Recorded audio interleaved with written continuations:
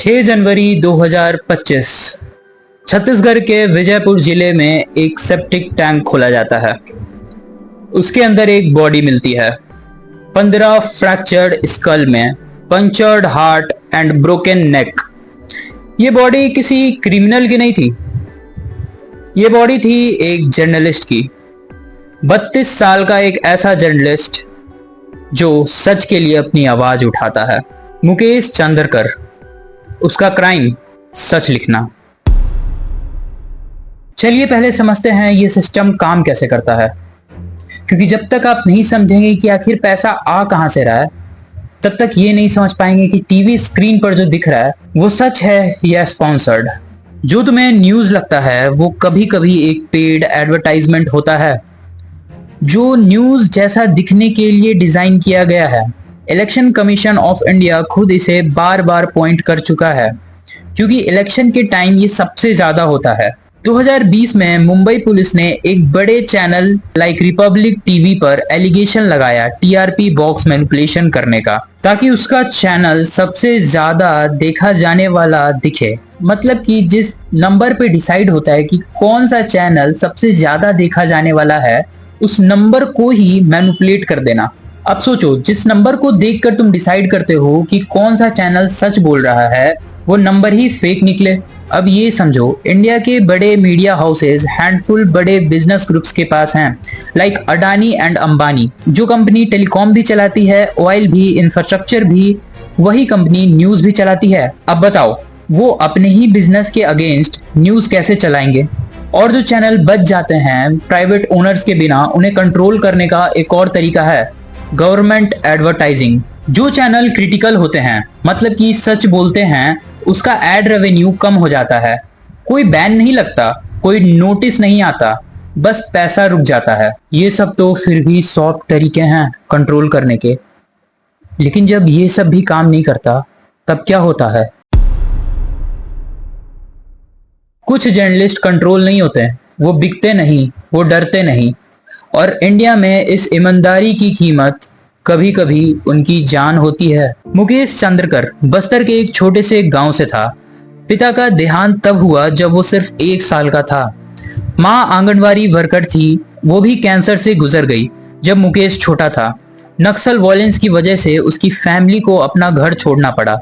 इसी बैकग्राउंड से निकलकर मुकेश ने अपना एक यूट्यूब चैनल बनाया, बस्तर जंक्शन, जिस पर 1,70,000 से भी ज्यादा फॉलोअर्स थे। वो करप्शन कवर करता था। वहां जहां न्यूज चैनल कैमरा लेकर भी जाने से डरते हैं, वहां मुकेश जाया करता था। दिसंबर 2024 उनने एक सड़क के प्रोजेक्ट के बारे में एक रिपोर्ट बनाई, पुअर कंस्ट्रक्शन क्वालिटी, करोड़ का घोटाला।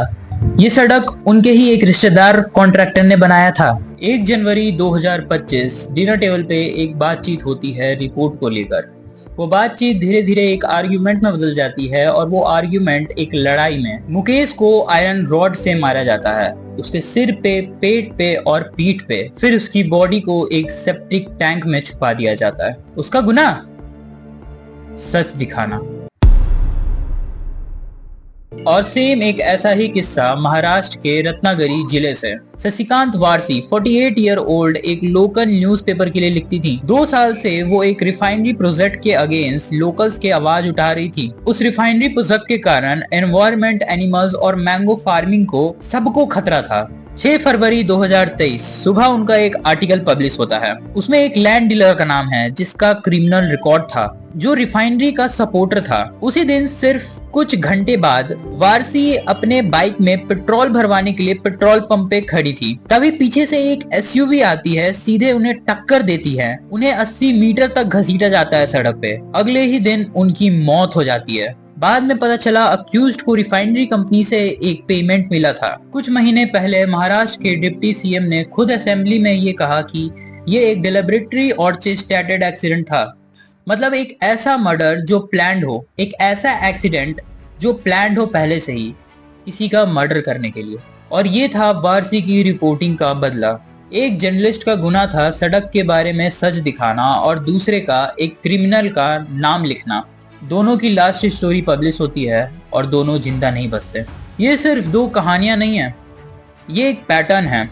2026 की वर्ल्ड प्रेस फ्रीडम इंडेक्स में जो रिपोर्टर्स विदाउट वोट्स हर साल पब्लिश करते हैं, इंडिया 180 कंट्रीज में 157th नंबर पे है। पिछले 6 साल से नीचे गिरा है। और ये ऑर्गेनाइजेशन साफ कहती है इंडिया में इंडिपेंडेंट जर्नलिज्म के अगेंस्ट लीगल केसेस बढ़ रहे हैं, उनकी सेफ्टी खतरे में है और मीडिया ओनरशिप इतने कॉन्ट्रैक्टेड हो चुके हैं कि अलग अलग ओपिनियन मिलना ही अब मुश्किल है। अब फेयर होना जरूरी है। बहुत लोग इस रैंक को नहीं मानते हैं, कहते हैं ये एक वेस्टर्न ऑर्गेनाइजेशन है जिसका अपना बस हो सकता है और इंडिया जैसे डाइवर्सिटी वाले देश को एक सिंगल नंबर में डालना गलत है। लेकिन चाहो तुम आरएसएफ की रैंकिंग मानो या ना मानो, लेकिन मुकेश चंद्रकर और शशिकांत वारसी की बॉडी तो रियल थी, उनका केस फाइल रियल है, उनके बच्चे जो आज भी जस्टिस का वेट कर रहे हैं वो भी रियल है। तो अगली बार जब तुम टीवी खोलो या एक ब्रेकिंग न्यूज बैनर देखो, 1 सेकंड के लिए रुकना और सोचना, आखिर ये न्यूज मुझे दिखाई क्यों जा रही है? क्या किसी ने इसको फंड किया है? और जो जर्नलिस्ट ने ये स्टोरी की, क्या उसे उसकी हिम्मत की कीमत चुकाई गई? क्योंकि इंडियन जर्नलिज्म सिर्फ चैनल और हैंडलिंग का गेम नहीं है, ये असली लोगों की असली कहानी है। कुछ जो बिकते हैं और कुछ जो अपनी जान दे देते हैं सच के लिए। मुकेश चंद्रकर और शशिकांत वारसी जैसे लोग हीरो नहीं बनते इंटेंशनली, वो बस अपना काम करते हैं ईमानदारी से। और शायद यही सबसे बड़ा डार्क ट्रूथ है इंडियन जर्नलिज्म का, कि इंडिया में सबसे बेसिक काम करना ही सबसे बड़ा रिस्क बन जाता है कई बार, जो कि है सच बोलना। अगर इस वीडियो ने तुम्हें कुछ सोचने पर मजबूर किया तो कमेंट सेक्शन खुला है। तुम बताओ कि क्या मीडिया आम लोगों की आवाज उठाने के लिए है या फिर सिर्फ अब एक बिजनेस का जरिया बन चुका है? Thanks for watching this video. मिलते हैं किसी और नेक्स्ट वीडियो में, तब तक के लिए बाय बाय।